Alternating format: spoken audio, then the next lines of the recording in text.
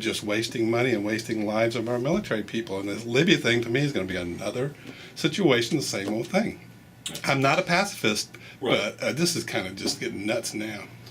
Well, I think this is more like that in the sense that we started out in Vietnam thinking we could fight a limited war and we could have advisors, not combat soldiers.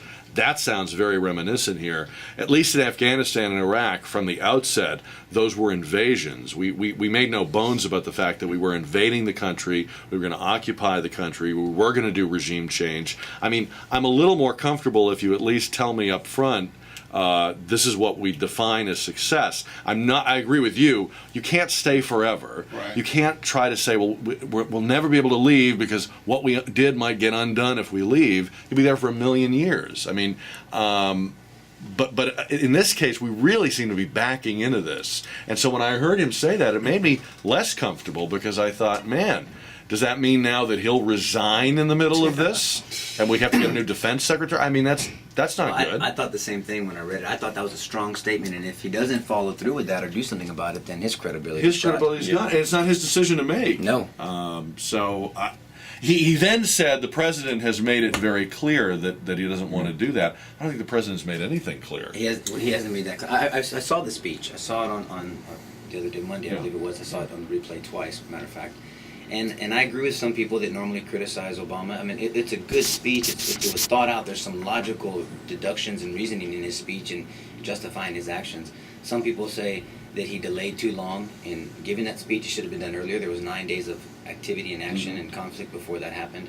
And then I even heard a criticism that he didn't say it passionately enough, that if you really believe in what you're saying, then you should have done something earlier and been in the forefront. If you really believe in these humanitarian ideologies like that Jimmy was talking about, then you should have been in the forefront. Because now we're handing it off to some other people, and to other countries. So there's no clear-cut answer. But to answer your original question, I think there should be some guidelines. I think there needs to be a checks and balance. I believe in accountability, and I believe that's where our government is set up for that initially. And I think we need to follow through with it. And I think we are an altruistic people. I mean, we always ride to the rescue of countries that have had natural disasters. We don't sit back and say, let them solve it. Even Japan, one of the wealthiest nations in the world, Americans want to help. Our government is helping. But we've got to decide when it's in our national interest and when it's doable. And you can't have the Libyan thing going on right next to the Sudan, where exponentially more people have been murdered, and you don't have any response to that. You're doing nothing about that. You're saying it's not consistent. It's not only not consistent, but it's suspiciously inconsistent because there's oil in Libya. You know, I hate to go there, and but that's why I predict we're going to have boots on the ground. Once you depose Gaddafi and there's a new regime established, it won't be our choice. I mean, I think they're going to turn to us and say, look, right, we're going to establish some new edicts and some new laws, and these guys that we're against, Gaddafi supporters, are going to get even more pissed off. Right. And so somebody better be here to protect our regime. Right. And the person who comes in to protect our regime is going to get our oil and our prayers and our friendship, and it's going to help establish our government in the way they want it established. So it could be you, it could be Russia, it could be France, it could be Iran. So I think we're going to have boots on the ground because they're going to make us do it. All right, we're going to come back with more Gang of Four. It's 1026 into the newsroom on KTSA. 1044 on News Talk 550 KTSA. Gang of Four is on for Friday morning. We end the week by taking up the big stories of the week, mixing and mashing them all up with an ever different combination of people on the gang. Today we have two attorneys, Jimmy Parks and Nico Lahood, so we're covered there. Whatever we say, we can't get in too much trouble. Steven Stoli can play an attorney. He's an that's actor. right. And we're all actors in part. Well, I guess this is fair. I guess when you're a lawyer, right, in the courtroom, there's some acting. Let me tell you, the best actors I ever had on that stage were lawyers. No kidding. Oh, yes. How would these guys rate? Are they good actors? I think it's frickin' frack. Abbott Costello here. You like that? Tom and Jerry? Tom and Jerry. Which one's frack? I don't know. Oh, I see them as more serious actors, Stephen. You don't think so? Well, Jimmy doesn't seem to have a serious note that he talks about. But you know, does he do this in front of the judge? But you know, those comic actors, sometimes they're the best dramatic That's actors. true. Look at Bill Murray. He has like a Bill Murray kind of thing going on. Yeah, Bill Murray's doing. What's the show he's doing? And Nico Lahood, what kind of an actor? How would you typecast? He's him? a suave. Yeah. Yeah, he would Leading be man. a leading man. Jimmy would play a grandpa or something. Oh, nice. Wow. Well, he's older than I am, so he can say. First he gets an ice No, but sculpture, that- now this. He's accused of stealing towels. Hey, did you hear they found the missing cobra at the Bronx Zoo? Yeah. We all heave a sigh of relief.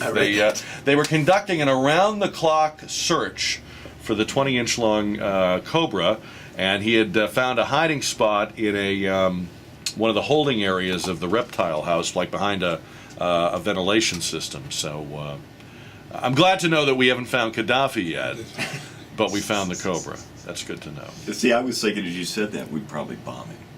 Well, that was going to be the next step. That was going to be the next step. If he had started to kill his own people, we were going to call in airstrikes. All right, this week a middle school coach and teacher in the Northside Independent School District got in trouble for Facebooking.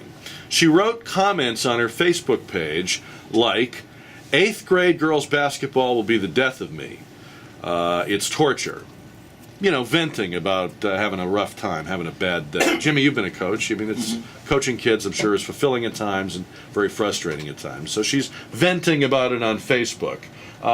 Should teachers be having, should they be letting off steam on Facebook? No, I don't think so, Jack. I mean, I think they have every right to, but I think it's unprofessional for them to do that because kids, as they mature, go through stages where they really get down about themselves. They do very poorly. Many of them pull out of it and move on to become governors and presidents, Right. and Talk show lawyers and hosts. doctors at some point, talk show hosts. So there's a potential in each and every child, and I don't think any teacher should be publicly dissuading a child from achieving those goals, and that may be what you do when you vet. We understand they're all going to have problems, and I'm sure Valerie comes and talks to you. My daughter no, Tina will no, come and talk never to me hear any about some of those complaints, issues, and I think those are the things that you can do. You certainly do privately. You may need to do privately. There's a lot of teachers I know that need counseling, need some serious counseling. Well, now, but let me ask you this. She's not not public. naming the kids. She's Yeah, not ad hominem attacking the the eighth kids. grade She's just basketball saying it's hard. That's worse, Jack. It's Think about frustrating. this. She ought to pick out little Lily. And So it'd be say, better to single one out. Little Lily's a moron. Little Lily Yeah. can't play. I hate her parents, and then the rest of the basketball Would team feel will feel better. comfortable about Yeah. themselves. Okay. When you throw out the whole 8th grade basketball team, good Lord, every one of them's going to they're going to have a stigma for life. Yeah. Something like Yeah, I agree with Jimmy. It's a little irresponsible. We all know that things have changed. Social media is huge. I mean, you have to think. She has to have thought that people are going to read this. Someone, a parent. Would it be okay if she had privated her page so that only people she friended could read it? if she knew who she offended? Yeah. I mean, it's different. I mean, there's a different responsibility that I agree with Jimmy. It's such a fragile stage in people's lives, and a teacher plays a pivotal role. I mean, I can think of all the teachers that influenced my life. And so, that could be, I'm not saying it's going to be traumatic. I'm not making excuses for an 8th grader and why they're going to jump off the deep end. But I just think that it needs to be a little more professional. I agree with Jimmy. If they do the friends thing, though, can't their friends share that comment with other people? Yeah, I guess they Can do hypothetically that? could, but I mean- I think teachers would pretty much agree, even the ones that Facebook, hey, they're not going to friend their students. That's crazy. Right. Can't be doing that. So at How did least it if get you out? made your page, well, because she had an open page, everybody could read her wall. If you make your wall such that only your friends can read it, it seems like you've taken a pretty good precaution. Right. See, I sided with her because I think, Jimmy, I got to disagree. Our little snowflakes need to know that they're not always the apple of our eye and the joy. I mean, maybe they are for the parents, but I think I knew as a kid that teachers were frustrated and had bad days. But they have to maintain a certain demeanor. We look to our teachers, we look to our leaders. You can't have a leader pulling their hair out going like, I don't know what I'm going to do now. Right. I mean, so I think they can say like, you frustrate me, your actions have consequences, whatever she's going to say to them personally, and then talk about it that way. But to say it's the death of me, and it's a little dramatic, but it's probably realistic for her. I mean, here's the deal.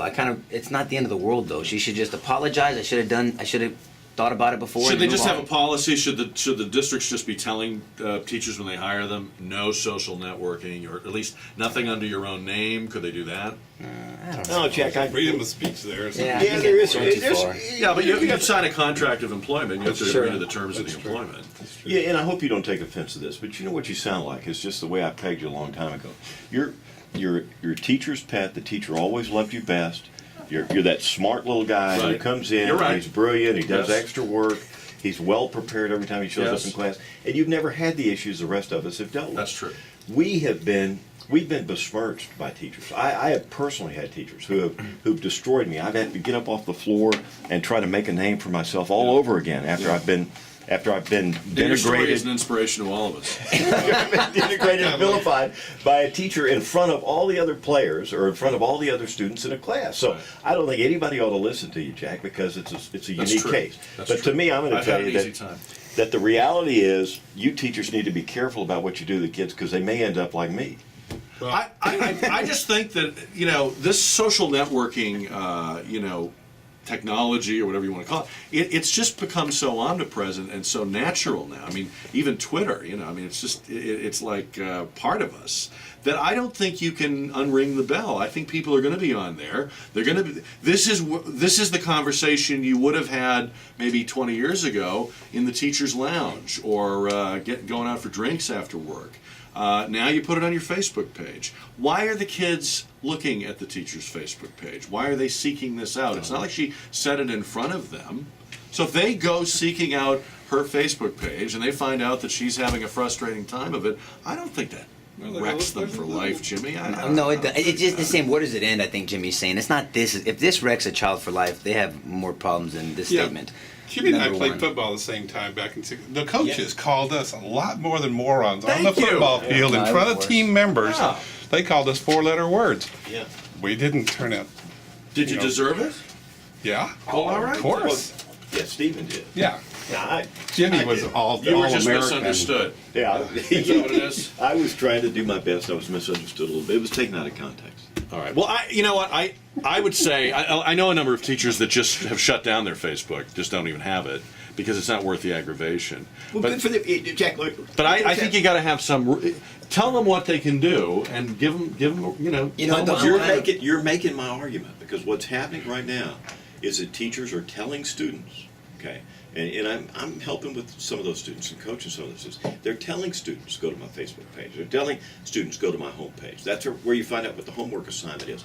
Many of their assignments will be do this test online Right. by 9:45 That's not on tonight. Facebook. Turn it in. That's like on the school website or something. No, but you see, what they're being trained to communicate with the teacher, Right. not by Oh, that's telephone true. and not by Right. personal Email. contact, Yeah. but through the computer, through email, by meeting them in cyberspace. So I think it's just a natural next step that they're going to be looking at pictures of the teacher, in her thong down on the beach. And the like. Do you ever vent? Do you guys as lawyers ever vent on your Facebook pages this way? I don't have one. I had one for the campaign, and then my wife has one, and she takes care of it for us. And like I've told her, she puts only things on there that just updates, pictures of our children, Yeah. just hellos, nothing personal. There's people that say, woke up this morning and went to the restroom. I know. Tough time in there. See, I don't do any of that. Crazy. Mine is I mean, all that's about the too show.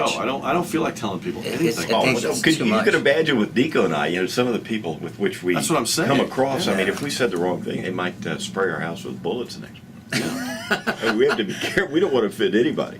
They'd have to get Especially in line. you, Jack. They'd have to get in line for that. Stephen, what do you do? Are you on Facebook?